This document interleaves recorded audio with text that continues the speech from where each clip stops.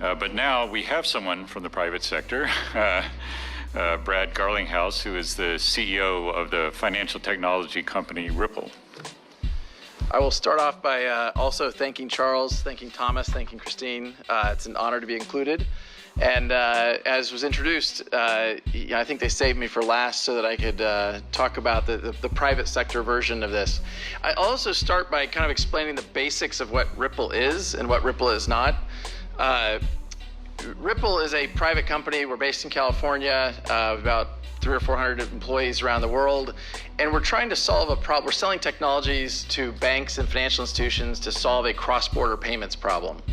To be clear, we have not focused on the central bank digital currency issuance.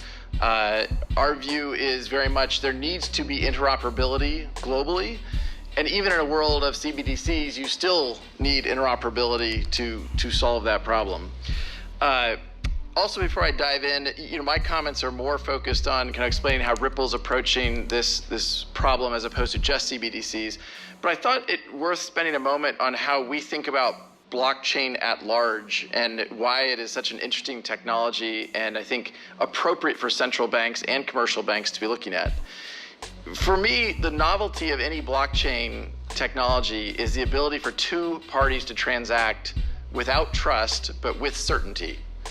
So today, anytime we transact, we are transacting through a central counterparty, whether that be a correspondent bank where Ripple is focused, or that be a Visa or American Express, what have you. The opportunity around blockchains is to change that dynamic, and I think many industries, whether it's payments, what we're talking about today, or securities, or even loans, any of those transactions, I think, can be disrupted and made more efficient through blockchain technologies. All right, so with that kind of brief introduction, I'll be brief on some of my comments here because we've touched on this already. I think we would largely have few arguments with the idea that global payments today have not caught up with the age of the internet. We talk about slow. We've talked about the 14 days that Norman mentioned. The younger generations today are accustomed to be able to open up their smartphone and click on a button and have an ice cream delivered in 20 minutes. They aren't going to be very happy when it takes their payments, days and lots of costs to get to them. Another thing that is, I think, often lost upon us is the opaqueness in the problems with which correspondent banking currently operates. There's a 6% error rate self-published that 6% of all SWIFT transactions require human intervention. Now, that doesn't mean they don't get there. It just means that human intervention adds time, it adds cost, and what have you. And lastly, when we talk about cost, it isn't just about transaction fees. It's also about the pre-funding required for commercial banks and even large corporations and the cost of that capital. What's amazing to me is that these costs are often borne or burdened the populations that are least able to afford them. Data from the IMF and the World Bank would say that the average remittance costs around 600 basis points in a world where we think about the internet enabling kind of real-time instant information. Why can't we use these new technologies to build an internet of value? When we look at the current dynamic I was just talking about, the pre-funding, if the correspondent banking network requires this pre-funding, I'm not talking about a central bank level, but as much as I'm talking about it at a commercial level. And oftentimes, even when I'm meeting with senior people at various banks or financial institutions, they'll talk about their costs to fund into the Mexican peso, and they'll cite a very, very low number. But what that doesn't include is the cost of capital that's sitting at a bank there. It also restricts competition because it requires capital to get it there.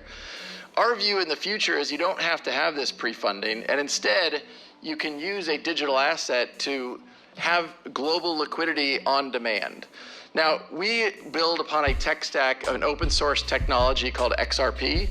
XRP originally was built by some engineers who had seen some of the flaws of Bitcoin and the challenges of scalability around Bitcoin, where Bitcoin today, on a per transaction basis, it's rather slow and rather expensive.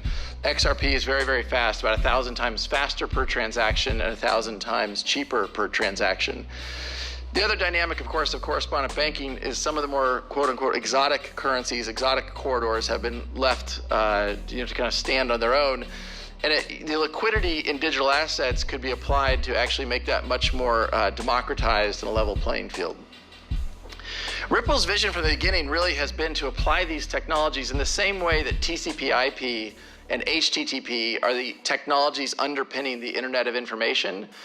These blockchain technologies will be the underpinnings of an Internet of Value, where we have connected devices, we have connected information that will allow payments to flow. And as Norman was describing, if you're a large corporation moving $100 million, that's one thing. If you're a freelancer working in the Philippines doing design work for a company in London, and you want to get paid $30 or 30 pesos, Philippine pesos, that's not a transaction that can easily be enabled. And in fact, for the companies that enable that, they require the freelancer to set up an account, and they don't actually pay it out until there's roughly 1,000 USD sitting in that account, and then they would pay it out.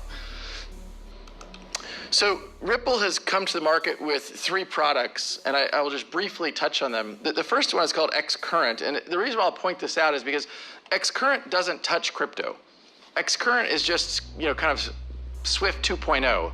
It's a messaging framework that is much more efficient and real-time as compared to fiat to fiat. That typically is how we start working with any bank or any financial institution, is on a fiat to fiat basis. The bottom product we see down here is called XRapid, and XRapid is really where we use XRP to fund real-time liquidity. We brought this product to market in Q4 of last year, and immediately we saw the demand for that type of product from banks, financial institutions who want to open up new corridors for payments, but don't want to open up new nostro-vostro relationships and the friction and overhead that goes with that. The third product is really simply an API that allows corporates to do real-time payouts into this network we call RippleNet. The challenge here, as many of you may know, is there's corporations ranging from Uber to Amazon to more less technically efficient companies. They employ hundreds of engineers that just integrate into payment networks around the world. They're building custom APIs into payment networks in the Philippines or Indonesia, into the Middle East, what have you, so they can enable those payouts. We think by standardizing on an open source API, we can make that more efficient for everyone. We've been fortunate, and actually, I meant to say up front, I had a very good conversation before we started this panel. One of the things I worry about when we talk about blockchain technologies is sometimes they are a solution in search of a problem instead of a problem in search of a solution. There's many times when people come and talk to me about blockchain solutions, and I ask them, why can't we just use a database? Why is a blockchain a better solution? And in Silicon Valley, where I've been for 22 years, sometimes it's catnip for investors. It's just to get investors excited, where a database would be more efficient. Now, the reason why I offer these remarks at the beginning of this slide is I think one of the reasons why Ripple has done well is we've been very focused on solving a specific problem for a specific customer, and we've been focused on that for a long time. And we've been fortunate, therefore, to get about 200 customers globally now working with us in one way or another.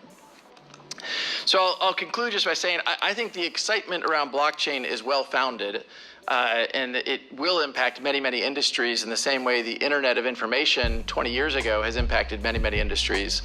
But I also think sometimes that the hype gets ahead of the reality, and we need to be clear about what problems we're trying to solve, whether it's at a central bank level, a commercial bank level, or in other industries altogether. With that, I will turn it back to you, Charles. Thanks very much, Brad. Well, I'd like to hear more about that. It certainly sounds promising, and I think we'd all like to know more about how counterparty risk is avoided here, and the problems of foreign exchange liquidity. And I think that's a conversation that will continue. But I think next.